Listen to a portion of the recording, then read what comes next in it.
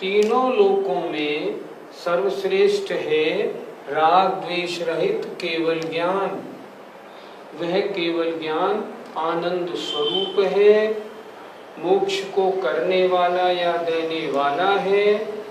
मैं उस केवल ज्ञान को मन वचन काय संभाल कर नमस्कार करता हूँ।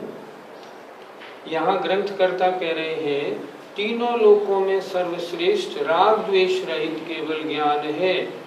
वो केवल ज्ञान आनंद स्वरूप है, मोक्ष को देने वाला या करने वाला है। मैं उस केवल ज्ञान को मन वचन काय संभाल कर नमस्कार करता हूँ। तीन भुवन माने तीन लोक, कौन कौन से? ऊर्ध्वलोक, मध्यलोक और पाताल लोक। ऊर्ध्वलोक का मतलब जिसमें देवों का निवास है, मध्यलोक का मतलब जिनमें मनुष्य और तिरंजियों का निवास है और कुछ देवों का भी निवास है, और अधोलोक या पाताल लोक माने जिसमें कुछ देव और नारकी लोग रहते हैं। केवल ज्ञान क्या होता है? केवल ज्ञान चार घातिया कर्म होने के नष्ट से नष्ट होने से जो ज्ञान की संपूर्णता प्रकट होती है, संपूर्ण ज्ञान प्रकट होता है, जिस ज्ञान के द्वारा कुछ भी बिना जाना हुआ नहीं रहता, उसे हम कहते हैं केवल ज्ञान।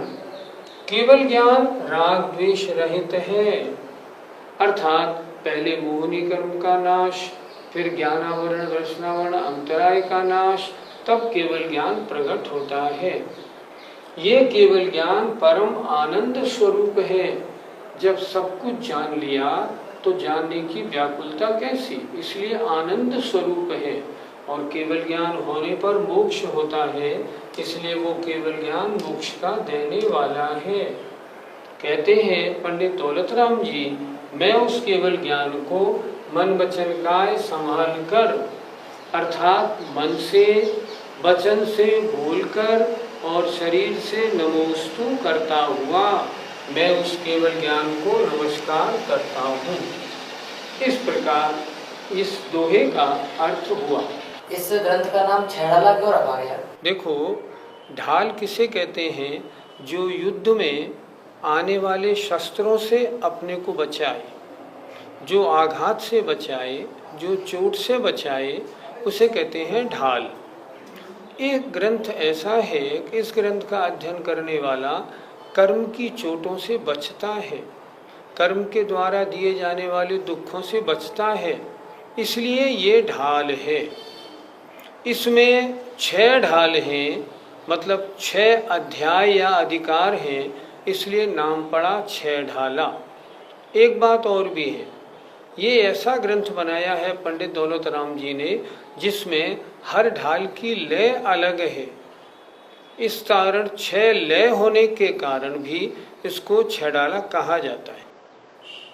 आपका समय पूरा हो गया। आज हमारा क्या हुआ? छंद में मंगलाचरण हुआ, केवल ज्ञान की वंदना हुई, नमस्कार किया, उसका स्वरूप समझाया। शेष अब अगली बार करेंगे।